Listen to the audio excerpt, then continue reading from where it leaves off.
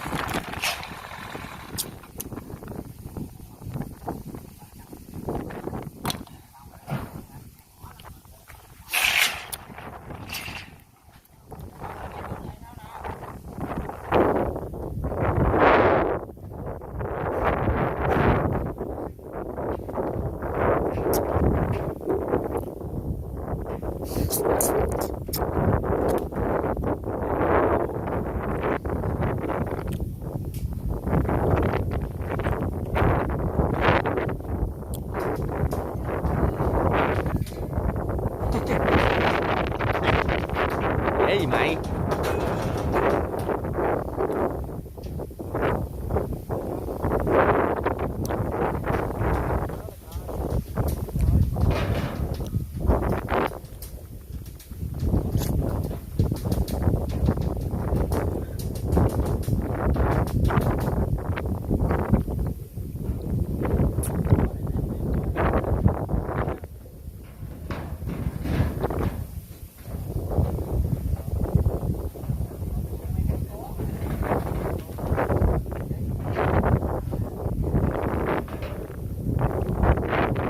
Có sao không?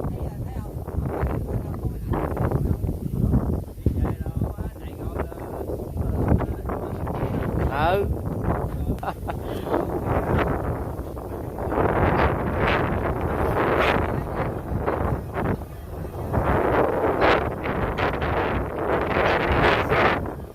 Bắt đầu máy xuống phà các bạn ơi.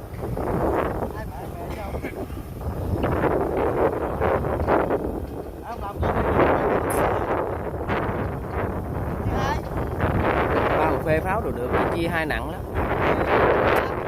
công cán đồ nặng lắm. Thôi miễn luôn. Ừ. Lo ơn đi cho vậy.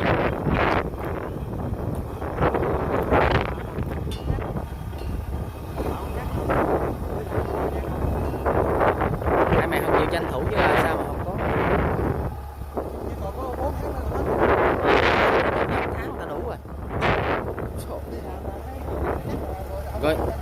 Rồi mày nói như máy này nè, mày không làm gì sao mày không móc máy ra mày bắn mày quay. Mày có nghĩ gì không?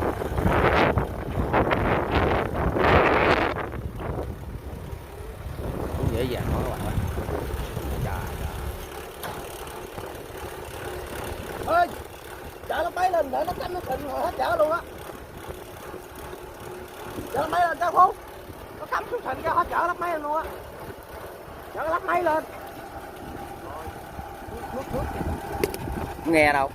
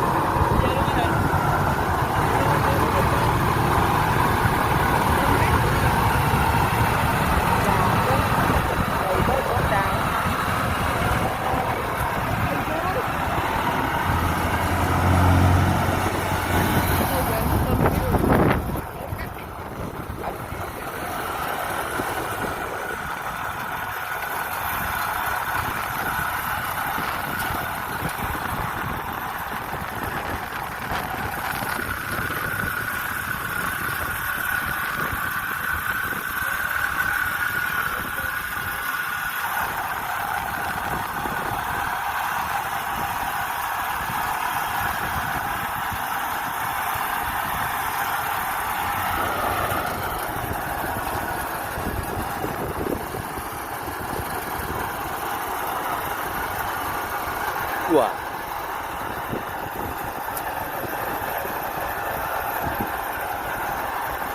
Đây dắt ve ra luôn rồi. Được không? Hồi cho cái mũi vô đó quay.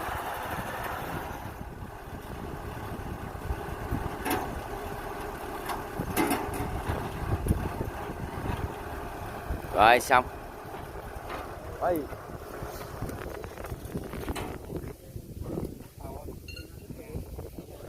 Rồi dỡ cầu đi.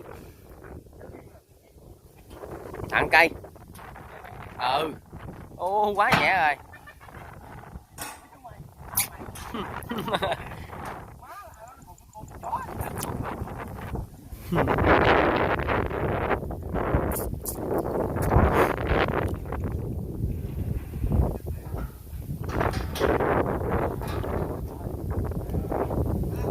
Hả?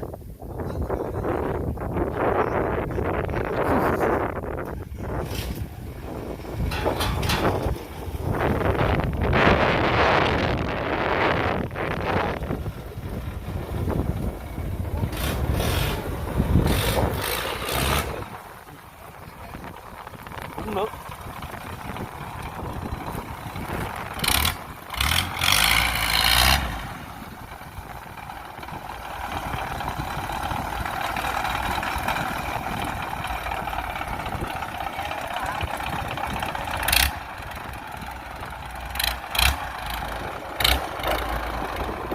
Ve luôn các bạn ơi.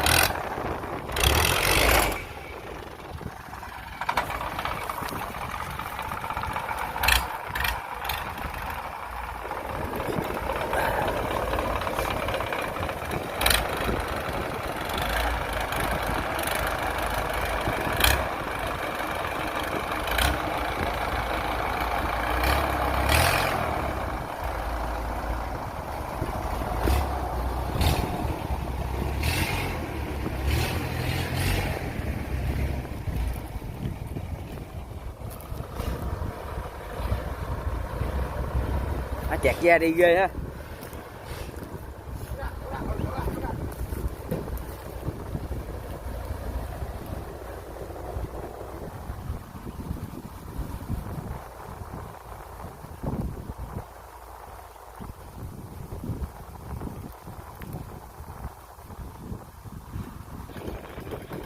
Ra tới đó đó các bạn.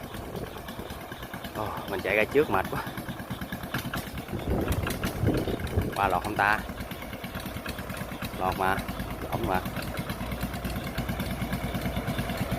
Mênh mông luôn.